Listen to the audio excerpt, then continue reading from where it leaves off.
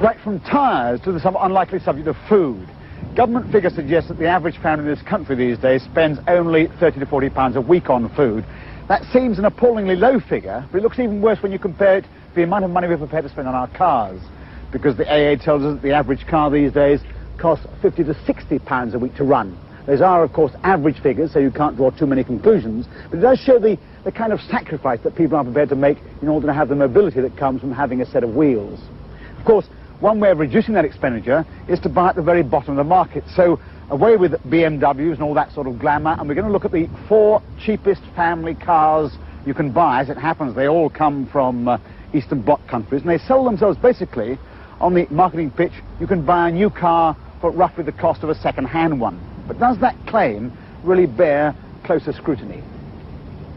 The cars we've chosen are the Škoda 105S at £2,598, the FSO125 at £2,990, the Yugo 45A at £3,250, and the Lada Riva 1300 SL, the luxury model, at £3,725. Virtually the only Western alternatives to approach these prices are the Citroën 2CV at £3,095 and the 750cc Fiat Panda at £3,490, both of which are really too small to be considered as family cars. Well, this is the Škoda from Czechoslovakia. It's very similar to a late 1950s rear-engine Renault design, so we're really talking about 30-year-old technology. Its main plus points, apart from that spectacularly low price, are that it's quite roomy. It's by far the best finished of these Eastern Bloc cars, both in terms of the paint job and in terms of the interior trim. In fact, it's pretty high standard. In terms of drivability, well, the acceleration is frankly very poor indeed. The handling is uncertain and skittish on bumpy roads. The gearbox has more than the occasional impenetrable moment, and these seats, well, they're just minimal. So I would say very good value for a runabout, but could be a bit of a handful on rather longer journeys. However, we mustn't forget this car regularly goes through all the rigours of the Lombard RAC Rally and occasionally wins its class. So it certainly has a fair amount of staying power. The Lada from Russia and the FSO from Poland both date from the late 60s, so we're talking about 20-year-old technology, and unquestionably they look it.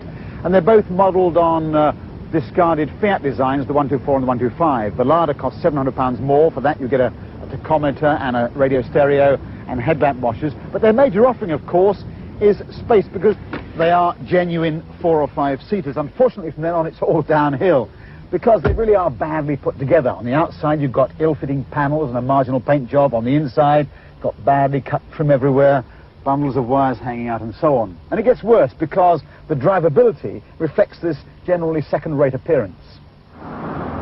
The FSO is basically very similar, very dated in appearance, both inside and out. The dashboard in particular has a sort of late 1950s look about it. The engine is quite lively, but harsh and very noisy, especially at motorway speeds.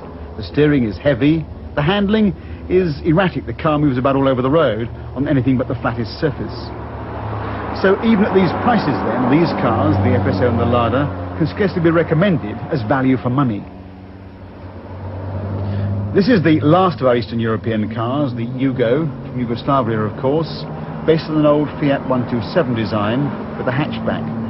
It's a good deal smaller than the FSO and the Lada, so it's tighter in the back and has all the inconvenience and inaccessibility of the two-door car.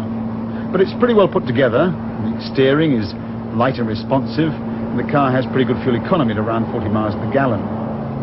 However, the acceleration is poor compared with the modern Western small car.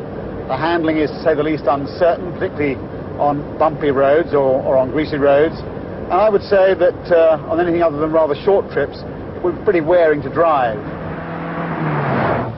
So there it is, the Lada and the Polski come off rather badly in this comparison, whereas the Yugo and the Škoda are rather better value for money. The major point, of course, being these cars are not simply dated in appearance, they're 10 to 20 years out of date at least in terms of technology. And you think what's happened over the past 10 years alone in, say, body protection techniques or electronics, to make the modern car so much more durable and reliable, these are bound to suffer by comparison. And you can see that in the speed at which they lose their value. In fact, depreciation is really the sting in the tail. Take the FSO 1300 as an example. At current prices, the car loses nearly 50% of its market value in the first year. and is down to 38% after only 3 years. The more modern-looking Yugo is a little better. It loses 30% in the first year and is down to 42% of its original value after only 3. Bearing that in mind, the other option, of course, is to buy a second-hand car. Now, Consumer Reports tell us that a good bet on the second-hand car market is the Vauxhall Astra, and for £3,000 you can get yourself a 3.5-year-old 1300 model. Now, already dated, of course, compared with the latest small family cars, but compared with those cars from the Eastern Bloc countries, unquestionably a modern car. Very well put together. This one's done 30,000 miles, you'd never know it. The finish is excellent, no sign of rust anywhere. The trim on the inside has really stood up to all that hard wear and tear. And when you drive it, the steering is light and positive, the handling is excellent, the acceleration is all you could ask for. You get 40 miles to the gallon, and what's more, a car that really holds its value. Going on past records, if you buy one 3 years old, you should still be able to get back about 80% of its value after a year and 49% after 3 years.